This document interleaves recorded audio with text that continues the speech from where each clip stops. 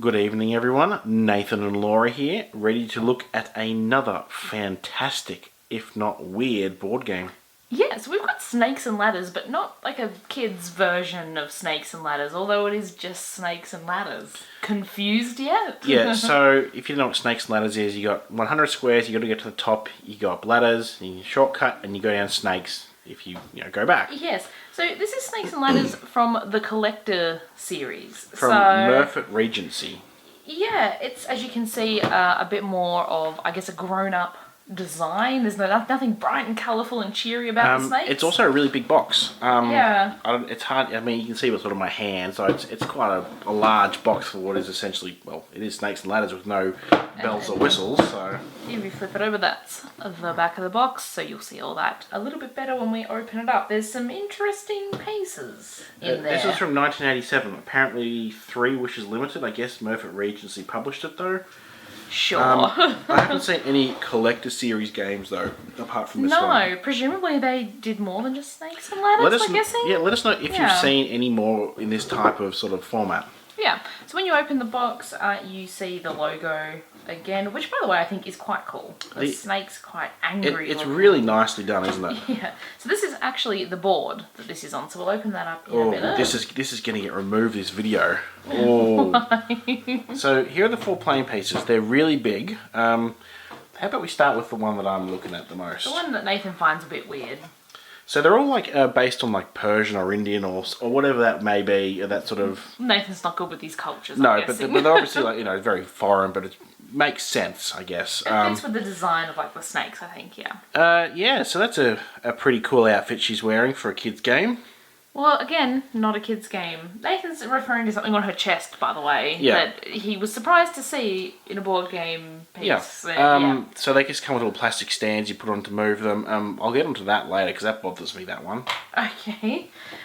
We have like this the fellow. Guru. They are double-sided. They're the same on both sides. This reminds me of playing like Prince of Persia or something on the old computers and things. We have a snake charmer there.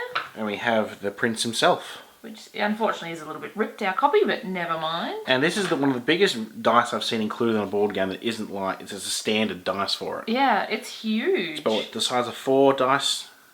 If you cube 4 dice, it'd probably... maybe like 3 or 4, yeah, I guess. Yeah, it's nice, though. It's black with a kind of metallic look, which I think fits in. And a completely... This is even more useless than the Artsy Cup. Yeah. Because it's only 1 die. Yeah. It is nicely textured though for what is essentially... It's a nice dice cup, but yeah, a little bit odd. And yeah, that's your lot. It's literally your 4 playing pieces and dice. And obviously your little bases. Now Laura's just demonstrated what my qualm is with these bases. They don't stay on. Yeah, so I forgot about that, to be honest. So when you're moving them... Look, I got one to stay on. They have a tendency to slide out.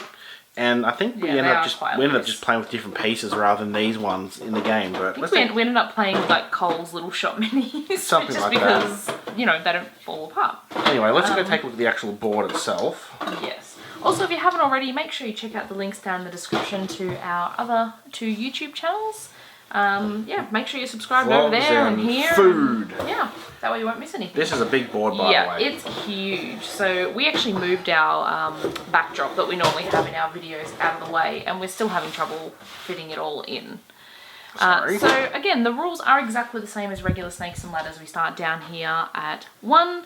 You have to move in order up the rows like this. If you land on the bottom of a ladder, you get to go up straight away. If you land on the head of a snake, down you go to its tail. So yes, that is principally obviously how Snakes and Ladders is played.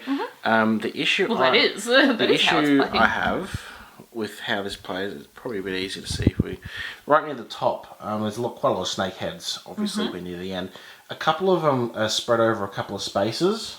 Yes. So it generally you have to agree on what space you go down the snake's head. Is it this one where the fangs are, or this one where the main part of the head is? Yeah, I mean, my thought was where the fangs are. That's how I would it's not this is another one that's not clear. Like the tongue and fangs are over here, whereas the head is technically still on that one as well. Yeah, so I mean, obviously, once you play it once or twice, you'll know. But I just thought it could have been a little bit clearer on the onset. But again, this is presumably aimed more at adults rather than like a kid's version. So I feel like having that is not so bad. No. Also, this artwork and colour style reminds me of those magic eye pictures. You stare, you're really close at it, and there's a bug on me. Ugh.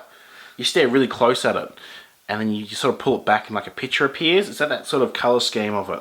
Yeah, it is that kind of colour. I'm not a fan of the background because it does make it a little bit harder to pay attention to. It does. Because it's very busy. But I do think it's cool that there's like an adult version of Snakes and Ladders. I mean, again, is it an adult version? Just the appearance of it would be. What I find weird is like it's a proper version like by a big brand, Snakes and Ladders. Most of the Snakes and Ladders I've seen the last few years are all off brands and all that. There's no like cheap kids ones. There's no Milton Bradley or Hasbro or any of those ones. It's all just $2 shop or like third. There's nothing really like this, which makes it interesting. And the sad thing, this is our only version of Snakes and Ladders, so our kids are going to grow up thinking this is a regular Snakes and Ladders board. We did have a 3D one, but it took about 10 years to set up before we could play it. Nathan made me get rid of it. It was irritating. Very sad. Very irritating. If you enjoyed watching this video, give us a thumbs up. Let us know down below if that you do know of any other I was gonna say card games. Any other board games in that collector series? Or if there's any like really interesting Snakes and Ladders games.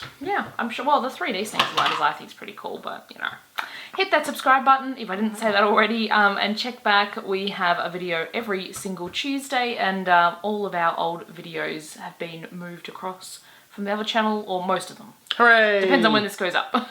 Thanks for watching. Bye bye.